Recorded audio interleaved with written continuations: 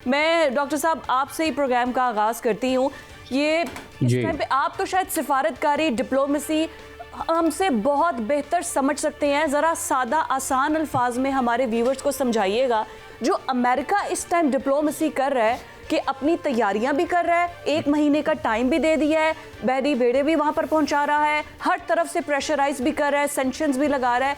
Diplomatic move है या सच में अटैक कर सकता है? देखिए, डिप्लोमेटिक ड्यूरेस है। मतलब एक तरफ प्रेशर और दूसरी तरफ डायलॉग का एक ये सिलसिला भी जारी किया हुआ है। और डायलॉग का सिलसिला नहीं, वो सही है, ये डिप्लोमेसी तो चल रही है, लेकिन ये डिप्लोमेसी अपनी ताकत, अपनी कुव्वत को सामने मुजाहरा करने के बाद चल रही है और ईरान उसको मानने के लिए तैयार नहीं है।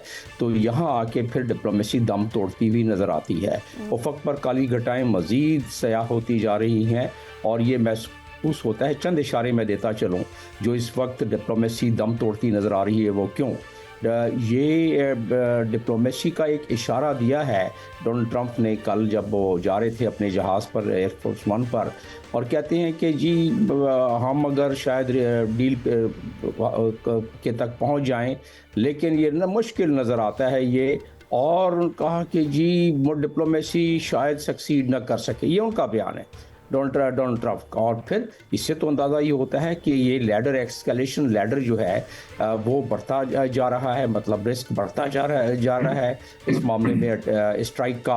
और यूएस मिलिट्री जिस तरह स्टैंड बाई है, आपने अपने बयानिए में भी बताया है कि वो जिस तरह की खबरें आ रही हैं कि वो हफ्ते 10 दिन की पूरी इस तरह तैयारी करके बैठे हुए, ताबड़तोड़ किस्म के हमलों की, कि जो आपने अपने बयानिए में बताया कि वो ज़ेर ज़मीन बंकर के साथ साथ जो उनके अस्करी जितनी भी इंस्टॉलेशंस हैं, हसास इंस्टॉलेशन, जिसमें कि मिसाइल्स साइट्स हैं, जिसमें कि मुख्तलिफ जगहों पर जहाँ मिसाइल्स का इन्होंने सिलसिला रखा हुआ है अपना बनाने का, वो है। उसके अलावा न्यूक्लियर जो 400 किलोग्राम जो इनरिच, जो मानता है ईरान के 60% तक इनरिच कर लिया है, वो भी बहुत नेतन्याहू की आंखों में खटक रहा है। और इसी वजह से नेतन्याहू ने क्या किया, चंद लम्हों में मैं बताता हूँ। अभी जो व्हाइट हाउस में 11 फरवरी को अपने शेड्यूल से पहले 1 घंटे की मीटिंग को 3 घंटे तक ले जाके उन्होंने छोड़ा व्हाइट हाउस में, और व्हाइट हाउस के बैक डोर से दाखिल हुए। ये भी नहीं कि सामने वेस्टर्न साइड से दाखिल हुए, सदर्न साइड बैक डोर से दाखिल हुए, क्योंकि वो अवॉइड करना चाहते थे कि कोई जो क्योंकि फ्रंट डोर पर होती हैं मीडिया के अफराद। तो बहरहाल जो भी उसके वालात थे, लेकिन अभी उनकी मॉनिटर क्या मतलब है इसका? बिल्कुल ठीक है, आपकी बात बिल्कुल ठीक है, that is a very valid point. हमने इसी वजह से कि हमें थोड़ा उनकी इंटरनल जो डिप्लोमेसी चल रही है उसकी तो समझ आए। बट साजिद साहब, आप शायद हमें स्ट्रेंथन को ज़्यादा ब्रीफली अच्छे से एक्सप्लेन कर सकेंगे। अभी जो अमेरिका ने अब्राहम लिंकन के बाद जेराल्ड फोर्ड, मतलब पूरा जो अमेरिकन पावर का जिसे कहना चाहिए टॉप नॉच की जो चीज़ें हैं वो लेकर आ रहा है बहेरा अरब के अंदर, तो आपको क्या लग रहा है कि मतलब पूरी स्ट्रेंथ के साथ अगर आ रहा है तो सिर्फ ये डिप्लोमेसी तक बात नहीं है, पूरे हमले की तैयारियों के साथ आ रहा है? और दूसरी जानिब ईरान का जो रिटेलिएशन होगा वो कितना स्ट्रांग होगा? अस्सलाम वालेकुम। मेरे ख्याल में ये क्वेश्चन का ही एक और स्टेप है कि वो पहले यूएस जॉर्ज वाशिंगटन है, उसके ऊपर भी 70-75 जहाज़ हैं, हर तरह का इक्विपमेंट है, उसके ऊपर हेलीकॉप्टर्स भी हैं, उसके ऊपर सरफेस वेयर मिसाइल्स भी हैं, बैलिस्टिक्स भी हैं, और उसके बाद अब ये जेराल्ड फोर्ड को लेके जा रहे हैं। ये भी बड़ा it's a huge carrier group जो इनका यूएसएस जेराल्ड फोर्ड है, इसके ऊपर भी तकरीबन जहाज़ वही हैं, उस पर स्टेल्थ हैं, उस पर F-18s हैं जो उनके नेवल कैरियर वर्जन है, और इसका अपना डिफेंस बड़ा स्ट्रांग है। इसमें इसको वो कहते हैं कि काइंड ऑफ जैसे आयरन डोम उसने बनाया था, लेकिन हमने देखा कि हर आयरन डोम में कुछ ना कुछ तो इंट्रूजन हो जाती है। मेरे ज़ाती राय है कि ये क्वेश्चन है जो अभी शहजाद साहब ने कहा कि बड़ी इनकी लॉन्ग मीटिंग हुई है, तो जहाँ तक खबरें हैं हम तो उनको जो अपेरेंट न्यूज़ से मिलती है उसी को हम एनालाइज कर सकते हैं, वी आर नॉट इनसाइडर्स। उसमें जो सबसे बड़ी वरी नेतन्याहू की है वो इनका बैलिस्टिक मिसाइल जो है ईरान के, उसकी बात है।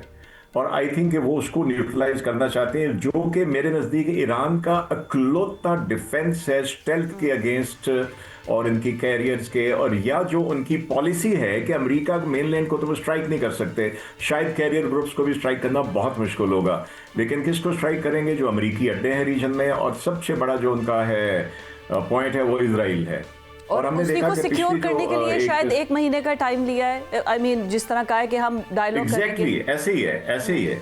तो आई थिंक इनके जो अगर अमेरिकन ने अटैक किया तो उनके टारगेट मेरे नजदीक न्यूक्लियर से ज्यादा जो टारगेट वो करेंगे वो इनके मिसाइल बैटरीज को जहां जहां वो है और उनसे एसोसिएटेड जो एयर डिफेंस सिस्टम्स हैं उनको करेंगे। देखिए आपने किसी को हिट करने के लिए पहले उसके डिफेंसेस को नकारा करना होता है, सप्रेशन ऑफ द डिफेंसेस।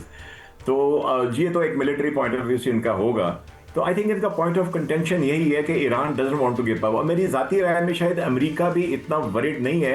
वो बेसिकली जो है वो जो अभी बात जैसे कि शहजाद में वो यूरेनियम की डील करना चाहता है, न्यूक्लियर की डील करना चाहता है, तकरीबन वही जो बाइडन ने की थी और जो सी ट्रंप ने आके उसको कैंसिल कर दिया था। तो ये सारा क्वेश्चन है, प्रेशराइज करना है। जमील साहब ने बड़ा हमें ब्रीफली एक्सप्लेन भी कर दिया डिप्लोमेटिकली। साजिद साहब साथ ही रहिएगा। बट साहब आपसे जो मेरा क्वेश्चन है वो ये है कि ये अमेरिका ने इतनी तैयारियां कर ली हैं, अब एक तरफ वो कह रहा है कि डायलॉग भी होगा, 1 महीने का वक्त भी दे दिया है, उस टाइम पे वो अपने आप को सिक्योर कर रहा है कि ईरान ने अगर अटैक किया तो हम अपनी ये जगह जो है वो बचा लेंगे। क्या ईरान सरप्राइज कर सकता है पूरी दुनिया को जैसे हमने कर दिया था मई में पूरी दुनिया को? आपको लगता है ईरान का रिएक्शन क्या होगा?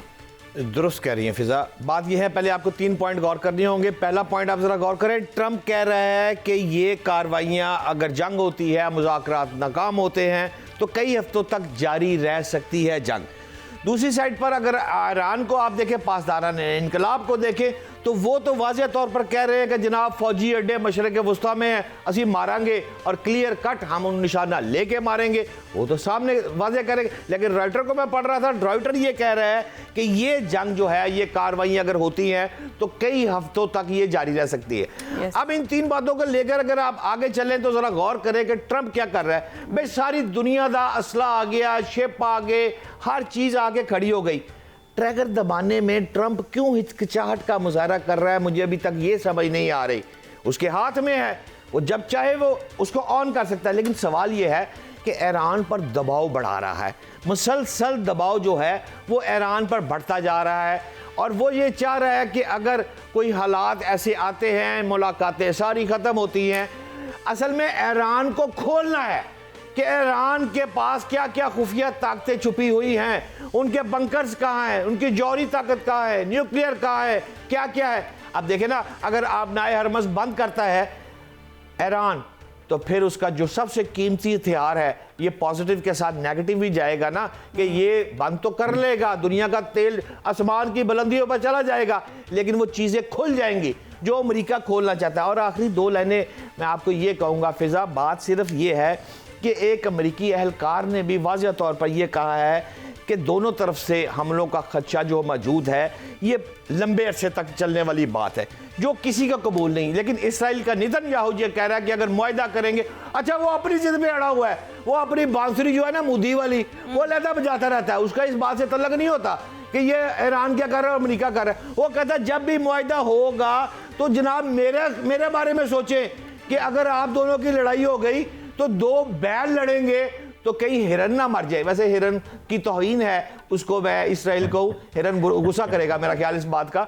लेकिन आखिरी लाइन ये है फिजा, मैं ये समझता हूँ कि अगर ईरान को पर हमला हुआ, जो उसके पास मिसाइल है और जो चीज़ें दबी हुई है, ये ईरान को आप निस्तो नबूद आराम से कर लेंगे, ये जुए शेर लाने के मुतरादिफ है। बिल्कुल ठीक हो गया। साची साहब जो इतना मुस्कुरा रहे थे ना, मैं अभी आप दोनों का भी मैच करवाती हूँ, लेकिन जमील साहब से पहले मेरा एक क्वेश्चन है।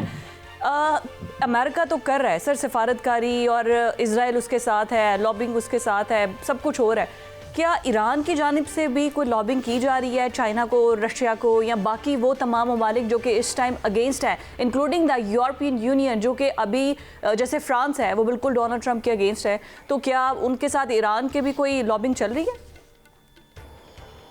देखिए, जहाँ तक यूरोप का ताल्लुक है, JCPOA को आप देख लें, जब उसकी उधर से अमेरिका वॉकआउट कर गया 1918 में, उसके बाद जो उसमें P5 कंट्रीज़ बाकी जो थे, P5 5+1 यानी जर्मनी समेत, तो उसमें उन्होंने कोई ज़्यादा शोर शराबा उस पर नहीं किया, 1-2 स्टेटमेंट्स दी। इसी तरह फ्रांस ने कुछ इस दफ़ा स्टेटमेंट्स दी हैं, लेकिन कहीं वो इशारा नहीं मिला है कि फ्रांस आके ईरान के साथ खड़ा होगा।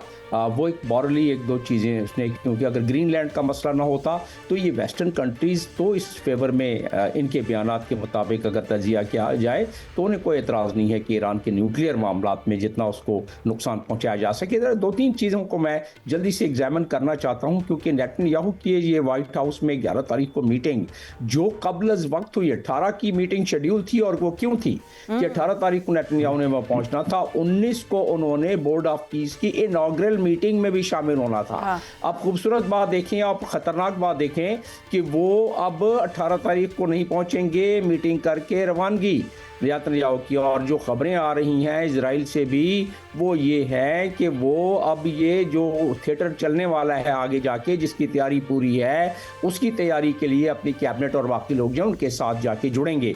तो अभी उन्होंने क्या कहा, जो कि डोनाल्ड ट्रंप ने कंफर्म किया, बाकी बातें तो सामने नहीं आई हैं। एक जो चीज़ डोनाल्ड ट्रंप चलते चलते बात कर गए प्रेस के सामने, वो कहते हैं कि हाँ नेतन्याहू मुझसे मिले, उन्होंने मुझसे रिक्वेस्ट की कि ये नेगोशिएशन ख़त्म कर दें।